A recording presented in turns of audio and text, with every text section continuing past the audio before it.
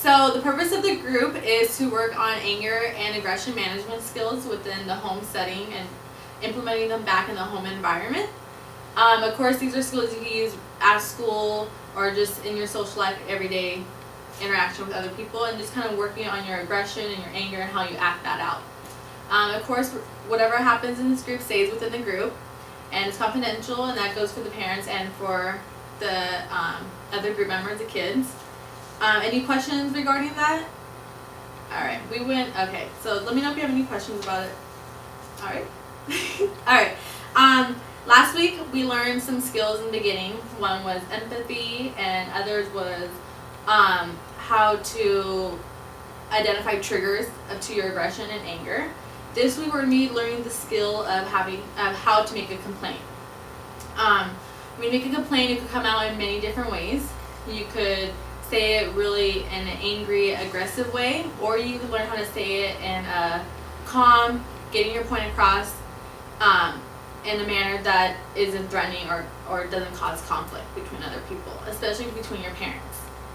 Of course, we all make complaints on a daily basis, especially between mom and dad and your kid. So first we're gonna kind of go through, and we're gonna have the parents talk about some complaints that they have heard and the manner what they heard them in and what kind of bothered them about it. So what parent wants to kind of talk about a complaint that they heard within the week that they didn't really feel was a proper way to make a complaint? Who wants to go first? Alright, Lisa, go ahead. Well, my daughter here wanted to go to a party, and I didn't know where this party was going to be at, and she wanted to go, and I told her no, because I didn't know who was going to be there. I didn't know if there was going to be drinking, if there was going to be drugs. I didn't know any of that.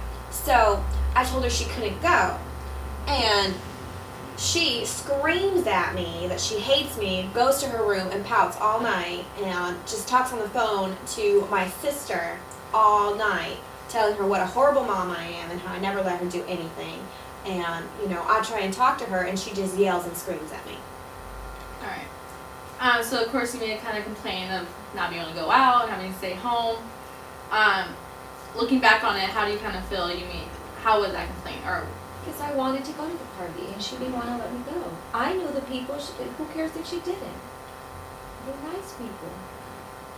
Okay, so you guys both have some conflicting views. You kind of feel the way she reacted was unreasonable, and you kind of feel that the way your mom reacted was not reasonable at all also, and you kind of just misunderstood. And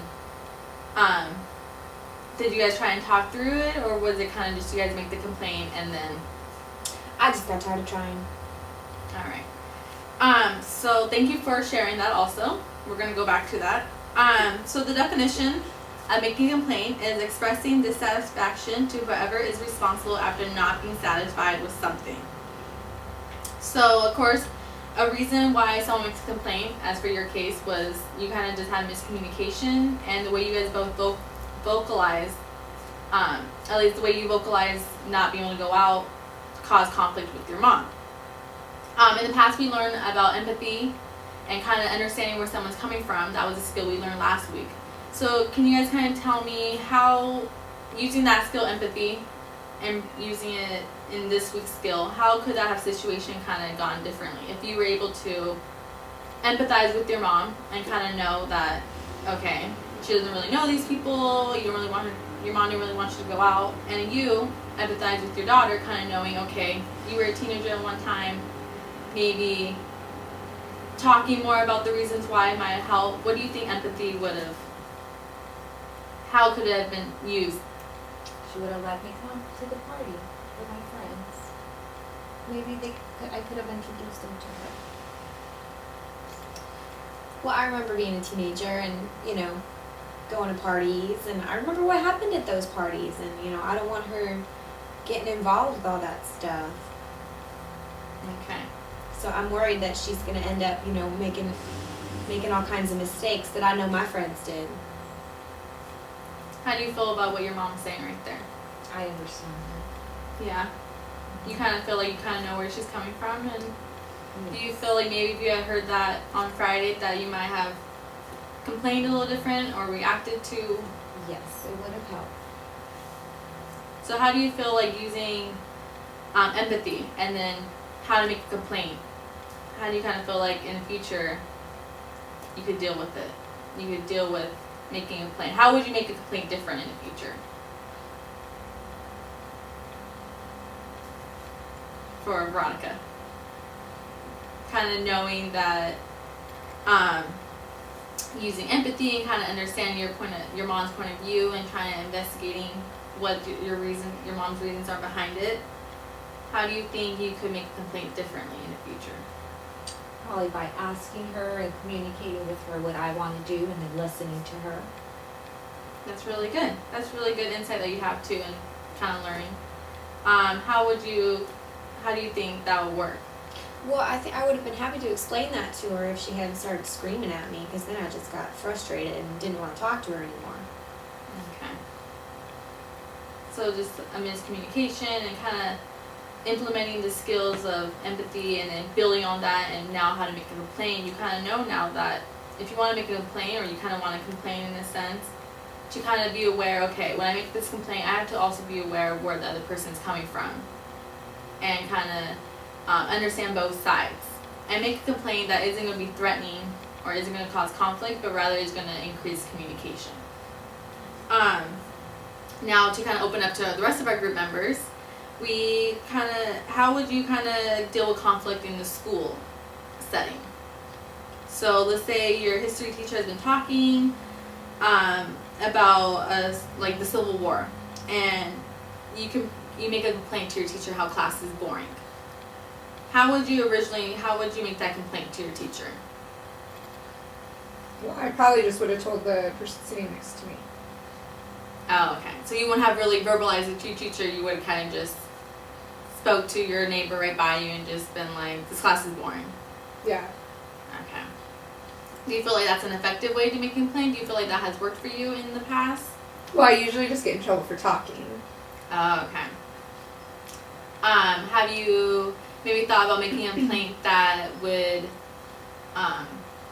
not get you in trouble, but would actually address the matter? So maybe talking to your teacher after and be like, oh, like maybe having activities during class would be good, or I know I get in trouble for talking a lot, but I mean, this is kind of the reason behind it. Yeah, I've never done that before. Okay. So, of course, we all make complaints. As like what Kate said, we kind of make complaints, and it might not cause as much conflict as other situations, but yeah, we all make complaints. And I think the main thing I want this to take away from this skill of making a complaint is to kind of see other options of making a complaint, other options that won't cause conflict. So even though yours might not be causing conflict, that making a complaint to your neighbor, it gets you in trouble. So how would it be a way to address the class is so boring and making a complaint without getting you in trouble? Well, I feel like the teacher would get mad if I ever said that. Why do you feel like that? Because if I told him his class was boring, Mm-hmm. then he'd get mad at me. So how could we make a complaint that he won't get mad at you?